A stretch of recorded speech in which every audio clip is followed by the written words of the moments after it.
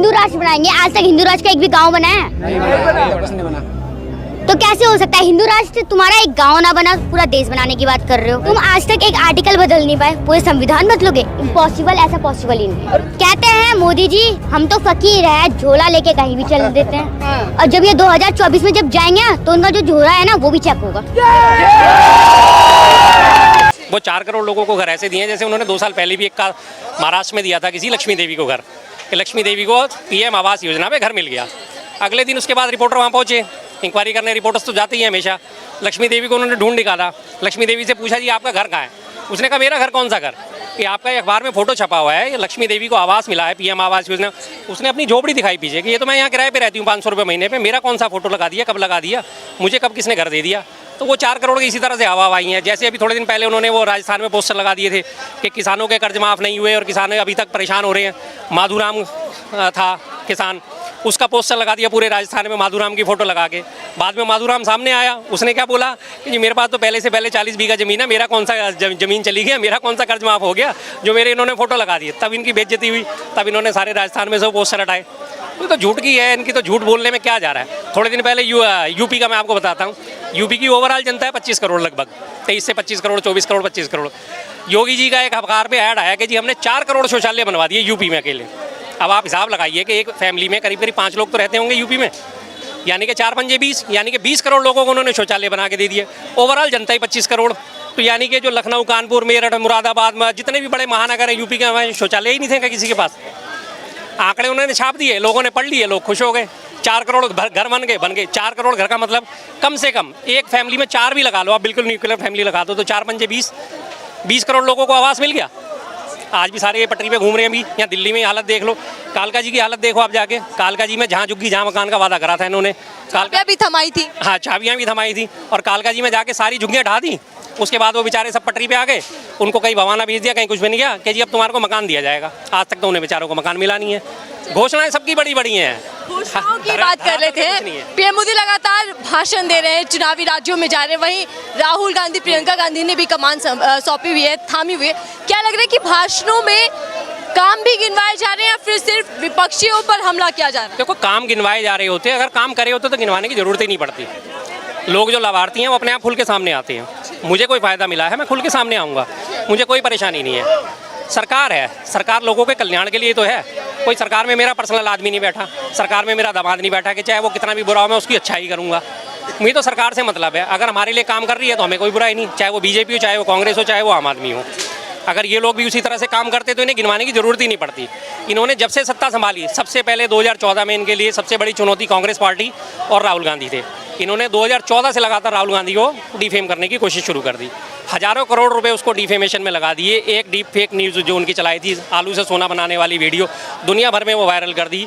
इनके सारे Twitter handle से, फेसबुक हैंडल से, इंस्टाग्राम से, सब पे आज तक वो वायरल है। और अधिकांश लोगों को अभी तक भी नहीं पता कि वो बयान वास्तव में मोदी जी का था। तो क्या लगता है कि राहुल गांधी ने यात्रा की, भारत जोड़ो यात्रा पर निकले, उसके बाद कई राज्य जीत भी गए, उससे छवि में बदलाव आया, कुछ सीरियस नेता के तौर पर जनता? बिल्कुल, जिसको कहते हैं ना जुझारू नेता और जमीन से जुड़ा नेता, अब वो छवि उनकी हो चुकी है। उनकी भारत जोड़ो यात्रा का पहला असर आपने देखा हर तरह से। अब दूसरे अभी शुरुआत उनकी प्रस्तावित है, 13 नवंबर से सुन रहे हैं कि शायद शुरू हो जाएगी। हाँ, दोबारा कर 13 से प्रस्तावित है लगभग, या फिर चुनावों के बाद उसे टालेंगे, 13 दिसंबर कर देंगे। उसमें भी आप देखना 5 राज्यों में चुनाव है, एक सिर्फ मिजोरम को छोड़ के। मिजोरम में अगर सरकार आएगी तो मिजो नेशनल फ्रंट और कांग्रेस की मिलीजुली आएगी। उसके अलावा छत्तीसगढ़, राजस्थान, मध्य प्रदेश, तेलंगाना, चारों की चारों में कांग्रेस की हर हालत में सरकार बनेगी ही बनेगी। तो क्या लगता है कि राज्य से लेकर केंद्र के बीच जो चुनाव आ रहे हैं उसमें राहुल बनाम मोदी होने वाला है? बिल्कुल हो चुका, वो तो बहुत पहले हो चुका है, ये तो बहुत पहले हो चुका है। मैं इस बात को बार बार कहता हूँ जी। मैं अभी 3 मोदी लोग भूल रहे हैं, उनके भक्त ही अब विरोध में खड़े हो रहे हैं मोदी जी के। यस, अब वो दिन जाने वाला है मोदी जी के। बहुत होली नारा था हर हर मोदी, घर घर मोदी, वो फीका पड़ता दिख रहा है। अब होगा हर हर गांधी के घर घर गांधी। वो खान है भाई, वो खान है, गांधी का नाम है। अरे भाई, ये व्हाट्सएप वाले आ गए, ये व्हाट्सएप वाले आ गए भैया। ये व्हाट्सएप वाले पहले यही तो मैं यहाँ पे ऑब्जर्व में यही कर रहा था, मैं ऑब्जर्व यही कर रहा था कि पहले ये था, मैं जैसे कभी आता था ना तो कुछ लोग फिक्स लोग होते थे। वो एक बंदा अगर राहुल के समर्थन में बोल रहा है ना तो वहाँ पे 5 लोग खड़े हो जाते थे, उसको मतलब परेशान करने लगते थे। ठीक है, लेकिन ये चीज़ें मुझे आज के डेट में बहुत कम देखने को मिल रही है। इससे कहीं ना कहीं ये हो रहा है कि कहीं ना कहीं राहुल का बोलबाला होगा। 24 में कितना गूंजने वाला? अब भक्त भी जाग रहे हैं, जी अब भक्त भी जाग रहे हैं। अब धीरे ये धीरे कह रहे 100 साल तक तरसा दीजिए कांग्रेस को सत्ता के लिए। क्या क्या पीएम मोदी ने कहा है कि 100 साल तक कांग्रेस को तरसा दो सत्ता के लिए। इन्होंने देश को अब 70 साल बाद आए हैं, अब इसके बाद 200 साल बैठेंगे, लूटने 200 साल अब बैठाया जाएगा। ये जनता है, जब मारने पे आती है ना तो मोदी ही अगर वो सहज में क्या आएगा तो मोदी ने नारा भी इस बात पे गौर करो। ये एक मिनट भाई साहब, जरा सा मुझे टाइम देना। क्या गौर बोल के गए वो, आएगा तो मोदी, और भाग लिए। इतना तक उनमें हिम्मत नहीं है कि 10 सेकंड वो यहाँ खड़े होकर बात कर सकें इस बारे में। इन लोगों की यही हालत है कि चुपचाप आएंगे, आएगा तो मोदी और भाग जाएगा तो मोदी। आने से पहले भाग गए, आना तो दूर की बात है, आने से पहले ही दौड़ लिए। और अभी अगर खड़े होकर जरा सी डिबेट करते, 2 मिनट फैक्ट्स पे बात करते, तो इसके बाद फिर इन्होंने दौड़ लगानी थी। इनकी हालत सब लोगों की यही है। राहुल गांधी भी देखिए भाषण दे रहे हैं लगातार। वो कह रहे हैं कि अडानी नाम रख लीजिए तो सरकार आप पर गौर करेगी, अच्छे दिन भी आपके आ जाएंगे। ठीक कह रहे हो, बात में कितना दम? गलत क्या कह रहे हैं वो। आज की डेट में देखो ना, 2019 में कोरोना से पहले अडानी की क्या संपत्ति थी और आज कितनी है? 16.5-17 हज़ार करोड़, 16.5 गुना बढ़ चुकी है संपत्ति। आज वो लाखों करोड़ की असामी हो गया। कहाँ वो 1-2 लाख करोड़ की असामी होता था, आज वो 12 लाख करोड़ 14 लाख करोड़ से ऊपर का पहुँच गया। क्या चीज़ है? क्या वजह क्या है? कोई वजह तो होगी ना। हर ठेका अडानी को जाता है, हर एयरपोर्ट अडानी को जाता है, हर रेलवे के जहाँ भी अलॉटमेंट होती है, नीलामी होती है, वहाँ अडानी को जाती है। क्यों? सरकार का टोटल फेलियर है ना। मौजूदा सरकार क्या अडानी के कंट्रोल में है, जैसे राहुल गांधी लगातार कह रहे हैं? ठीक कह रहे हैं, वो गलत नहीं कह रहे, पूरी तरह कंट्रोल में। लेकिन सरकार तो कह रही है कि गरीबों की सरकार है। कहाँ से गरीबों की जन सरकार? कल्याण योजनाएं गरीबों के लिए लाई जा रही कौन सी जन कल्याण योजना है? है।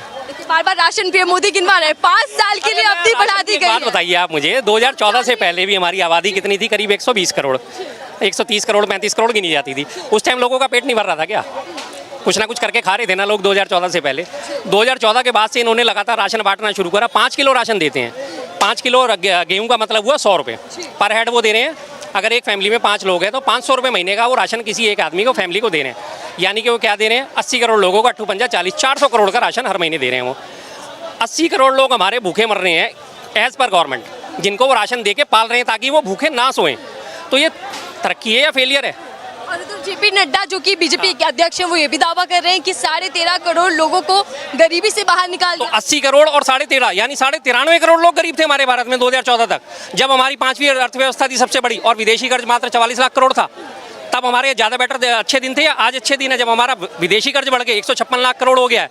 और 13.5 को तो इन्होंने निकाल दिया, 80 करोड़ को अभी भी दे रहे हैं। 93.5 करोड़ लोग, इसका मतलब गरीब भारत में। तो बचा क्या भारत में भाई? अमीर कौन? व्यवस्था की बात की है आपने। हाँ। पीएम मोदी ने कहा है कि तीसरी बार मौका दे दीजिए, देश को तीसरे नंबर पे ले आएंगे, तीसरी बड़ी अर्थव्यवस्था। पूरी बात तो नहीं कहते ना, कर्ज में ले आएंगे वो।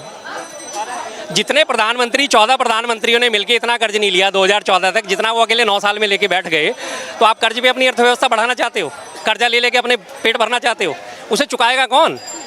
कर्ज की बार बार बात उठती है। हर एक बंदा ये कहता है कि जी पाकिस्तान की आज हालत ख़राब है, पाकिस्तान भिखारी बन गया, कटोरा लेके बैठा है। पाकिस्तान क्यों भिखारी बना हुआ है? क्यों कटोरा लेके बैठा है? इंटरनेशनल मॉनेटरी फंड है, उसका उसने पैसा देना है। वर्ल्ड बैंक, उसका उसने पैसा देना है। चीन का उसने पैसा देना है। भारत का उसने पैसा देना है। ब्रिटेन का उसने पैसा देना है। स्विट्जरलैंड का उसने पैसा देना है। तमाम देश है जिनका कर्जदार है पाकिस्तान। किस वजह से? कर्ज की वजह से। जो आज उसमें इन्फ्लेशन आई पड़ी है कि 300 रुपये पेट्रोल हो रहा है और 200 रुपये टमाटर हो रहा है, तो वही चीज़ हमारे भारत में चाहिए हमें? कर्जा ले लेके आप बढ़ाए जाओ। देखिए, मैं अक्सर महंगाई बेरोजगारी को लेकर शो करती हूँ, जनता के बीच आती हूँ। आखिर ये चुनावी मुद्दा क्यों नहीं बन पाता जबकि बेरोजगारी बढ़ती जा रही है? चुनावी मुद्दा तो बना पड़ा है ना। बीजेपी ने खुद सरेंडर करा है महंगाई पे। अभी आपने 2 दिन पहले देखे ना, उन्होंने अपनी 100 वैन जारी करी है जिसमें 27.5 रुपये किलो आटा बिकेगा, 25 रुपये किलो प्याज बिकेगी और 50 रुपये किलो चने की दाल बिकेगी। क्या मतलब है इसका? एक तरफ वो कहते हैं महंगाई नहीं है, दूसरी तरफ महंगाई से लड़ने के लिए वो लॉन्च कर रहे हैं अपनी वैन कि जिन पे सस्ते रेट पे आपको सामान दिया जाएगा। तो सीधा मतलब है ना कि महंगाई है। अगर महंगाई नहीं होती तो क्यों लॉन्च करते हो?